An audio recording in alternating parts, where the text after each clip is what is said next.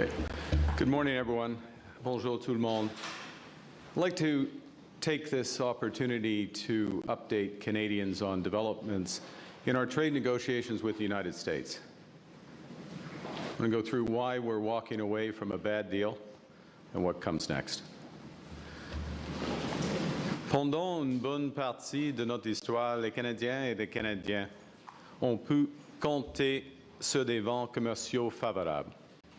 Une relation stable avec les États-Unis, un accès de plus en plus ouvert au marché américain et des règles que les deux pays comprenaient et respectaient. Ces vents n'ont pas simplement changé de direction, le climat a aussi changé. We can't control the storm that blows in from Washington. We can, however, chart a new course by building Canada strong at home and diversifying our trading relationships abroad. Nous sommes maîtres chez nous et le partenaire par excellence à l'étranger. For over a year, Canada has worked intensively and in good faith with the United States to negotiate a new comprehensive trade deal. We've been pragmatic, patient, and persistent. We pursued every opportunity to reach an agreement that protects Canadian workers and their families, that strengthens our economy, and that respects Canadian sovereignty. We've been under no illusions. We recognized from the start that America has changed. Early last year in this room, I observed that the decades-long process of steadily increasing integration between our economies was over. Our government understood before many that America would transform all of its commercial relationships, that it would put a series of tariffs on its closest allies and use economic integration as a weapon. We recognized that sometimes its signature was written in pencil. We worked in that context to try to strike a fair deal on which Canadian businesses and workers could rely. Our goal has always been to get the best deal for Canadians, never a deal at any price or on any time frame. Last month, when the United States announced another round of unjustified tariffs, I gave our negotiating team a new mandate to seek a fair deal negotiated in good faith. Because I believe that people on the ground, on both sides of our border, want this relationship to work. The bonds between Canadians and Americans are long, and they remain strong. A mutually beneficial trade agreement is possible, one that respects our sovereignty, one that builds on our complementary strengths, one that lowers costs for families on both sides of the border, one that creates good jobs for our workers. Canada has always worked towards these goals, even while America's attention and dedication to them have wavered. We've consistently proposed long-term partnerships, while America has often pursued short-term transactions. The gap between partnership and competitor, unfortunately, has remained too wide in recent days. So last evening, I instructed our negotiators to return to Ottawa. We cannot accept what they've offered, and we will not give what they've asked. For the past year, the U.S. has imposed a series of tariffs that violate its commitment under our agreement with them in Mexico, so-called CUSMA. The United States has continually changed the rationale for these actions, from fentanyl to taxes on U.S. tech giants, to certification of U.S. aircraft, to the sharing of tolls of a bridge that Canada built and paid for, to our dairy policy, to provincial decisions not to sell American alcohol during the trade war, to a television advertisement that quoted Ronald Reagan, to smoke from wildfires while they threatened our communities. Another prominent justification for U.S. tariffs has been their claim that since the United States runs, quote, a trade deficit with Canada, we were ripping them off. Also a quote. But the U.S.'s narrow merchandise trade deficit only exists because the U.S. buys so much of its energy from Canada. Canada fuels American growth, supplying 99% of their natural gas imports, 85% of their electricity imports, 60% of their crude oil imports. I don't think they want us to stop sending any of that energy. And if you look more broadly at the comprehensive U.S.-Canada trade balance, which includes the many services from finance to entertainment that we buy from the United States, that shows a persistent American trade surplus. Most fundamentally, trade is about building mutual strength, creating a relationship that benefits both countries. For example, Canada is the largest customer for U.S. cars. In fact, we buy more American-built cars and trucks than the United Kingdom, Japan, and China combined. It's the same for American steel products. Canada is also the largest customer for 26 U.S. states and a top 3 customer for 45 U.S. states. Last year, Americans sold almost $600 billion in goods and services to Canadians. That's more than $1.6 billion every single day. On the other hand, Canadian exports to the United States lower costs for American families. In contrast, tariffs are taxes. Taxes which are ultimately paid by U.S. consumers. Well, the United States has imposed a seemingly endless stream of tariffs and threatened more. Canada has, by contrast, taken several steps in good faith to try to find compromise and secure a comprehensive deal in the best interests of both Canadians and Americans. Nos négociateurs ont cherché à non seulement réduire les droits de douane, mais aussi à rétablir un degré de certitude et de stabilité grâce à un nouvel accord global sur lequel les entreprises et les travailleurs canadiens peuvent compter. Ce qui m'amène aux dernières négociations. Last month, the U.S. announced that effective August 19th, it would impose 50% tariffs on a series of industries ranging from hockey equipment to clothing, cement, and beer. The only advantage of this latest threat was that it was a catalyst for more intensive negotiations. Our objectives in these latest talks have been to preserve tariff-free access to the U.S. for the vast majority of Canadian businesses. Secondly, to provide greater stability to our trade relationship. Thirdly, to significantly reduce U.S. tariffs on our key strategic industries so that Canadian businesses in these sectors would have the best access of any in the world. Fourth, protect our small and medium-sized businesses, including by removing the imminent threat of those new tariffs. And fifth, fundamentally, maintain Canada's flexibility, independence, and sovereignty so we can keep building the country Canadians want.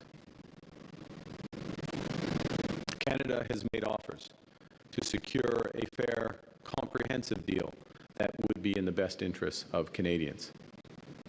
We were willing to drop our remaining retaliatory tariffs on strategic sectors, particularly steel, aluminum, and autos, if the United States substantially lowered theirs to levels that made it economic for Canadian companies to export to the United States. In exchange for a fair deal, we would encourage our provinces to return U.S. alcohol to the shelves. And we would take administrative measures to protect supply management without changing the system itself, the U.S. quotas, or the tariffs that would apply. There were some things we wouldn't do. We were not prepared to compromise Canada's sovereignty or to undermine our key industries. Nous n'étions pas prêts à faire de compromis sur notre souveraineté, la protection de la langue française et notre culture. Pour nos collègues américains, soyons clairs, pour mon gouvernement et pour le Canada, ces questions n'ont jamais été sur la table, même si les États-Unis ont essayé jusqu'à la dernière minute.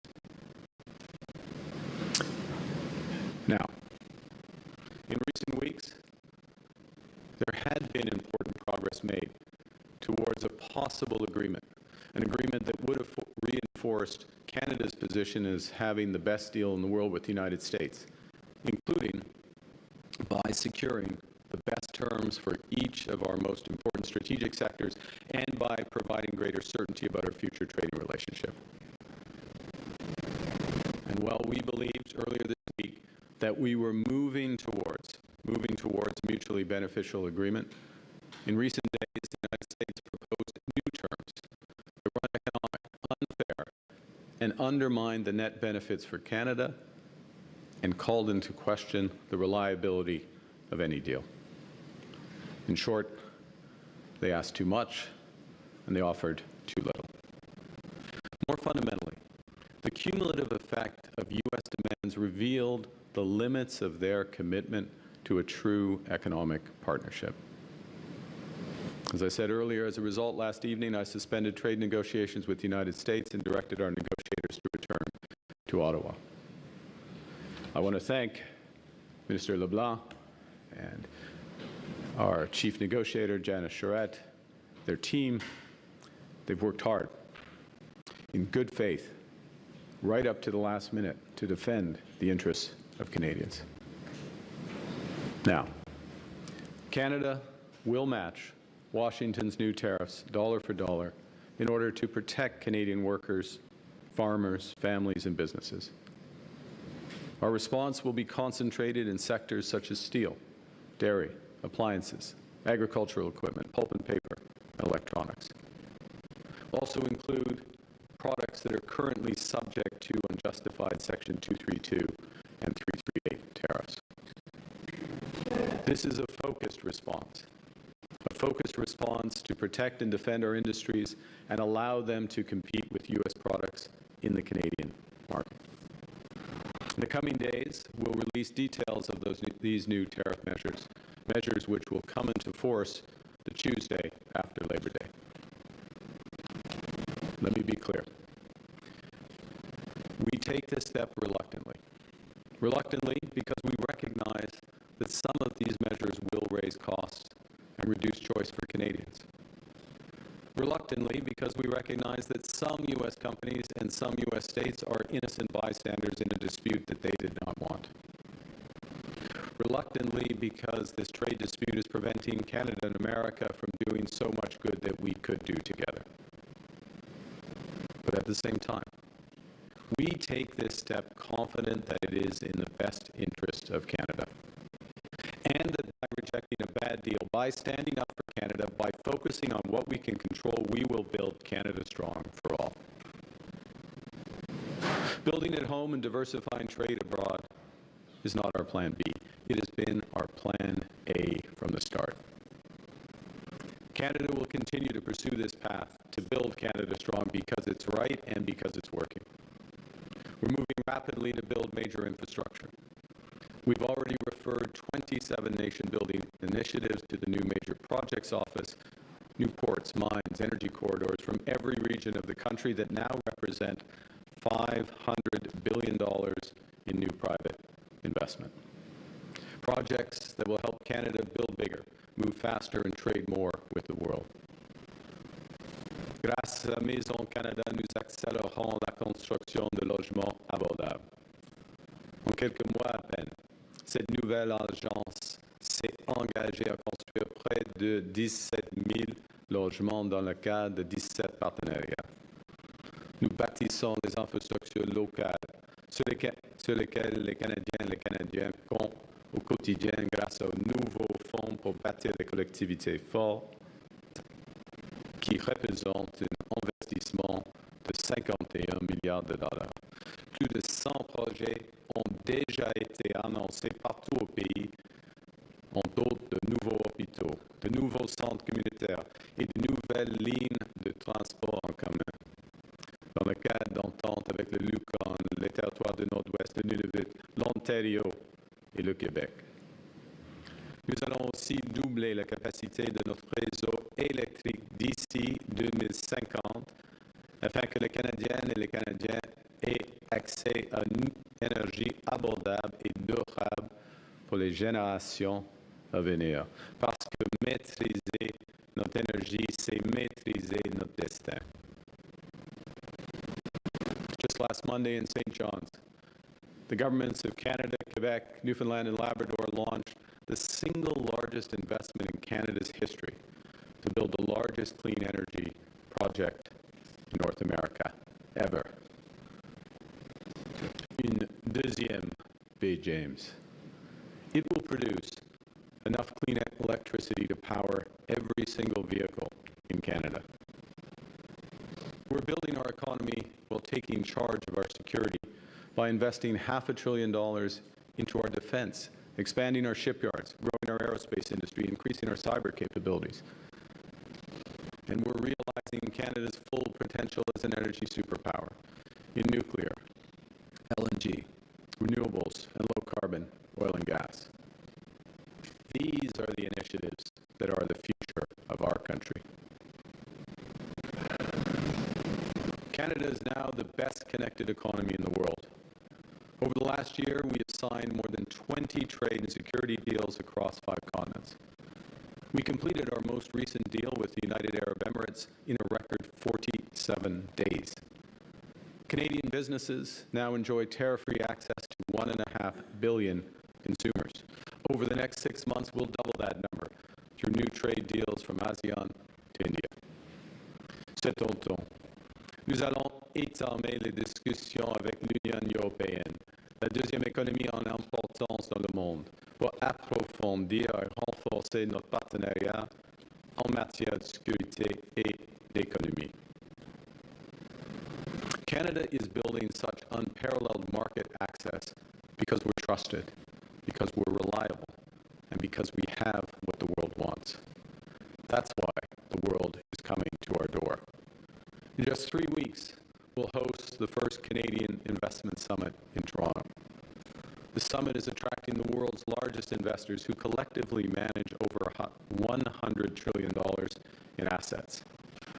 When they get here, they'll find a Canadian economy that has never been more connected or more ambitious. Nous réduisons les impôts, nous éliminons les obstacles et nous accélérons la transformation de notre économie. Nous avons ramené le taux d'imposition sur les investissements des entreprises à seulement 13%, soit 4,5 points de pourcentage de moins qu'aux États-Unis et environ la moitié de la moyenne du G7. Nous accélérons les processus d'approbation et nous les rendons plus prévisibles, tout en investissant avec le secteur privé. Nous bâtissons une économie canadienne unifiée. Au cours de la dernière année, nous avons éliminé tous les obstacles fédéraux au commerce intérieur. Nous avons assoupli les conditions pour que les travailleurs canadiens puissent mettre leurs compétences à profit partout au pays. Nous travaillons aussi avec les provinces et les territoires pour éliminer les obstacles qui ont divisé notre économie pendant des générations. Nous prenons des mesures pour que les Canadiens et les Canadiennes puissent acheter canadien, embaucher les travailleurs canadiens et bâtir avec des matériaux canadiens plus facilement. This fall, in Budget 2026, we will go further to make Canada even more competitive and attractive for businesses and strategic investors to build, invest, and grow. The new U.S. tariffs are designed to hurt us and divide us. They're a miscalculation. They're a miscalculation because Canadians will always take care of each other. We know we're stronger together. In the last year and a half, Canadians have met this moment with resolve, with purpose, with strength. In many ways, vacationing in national parks, buying Canadian products, choosing Canadian, small acts of solidarity time that make a statement. We're masters of our destiny. This government is matching that spirit with $25 billion to protect Canadian workers and businesses hurt by American tariffs. We're helping small and medium-sized businesses respond by investing in equipment and productivity and supply chain resilience. And we're financing large companies to keep large employers operating and to retain their workers. We're helping those hardest hit industries retool and pivot to those new international markets. And we are being our own best customer. We have the right plan to build Canada strong. We're on track and it's working. At the same time, we recognize that some of the biggest payoffs of this plan, of this transformation, will take time. And that's why we're also focused on giving Canadians a boost today and a bridge to that better tomorrow. So we've cut taxes on incomes, on housing, and on gas. We've introduced the Canada Groceries and Essential Benefits up to $1,890 per family, helping 12 million Canadians get ahead.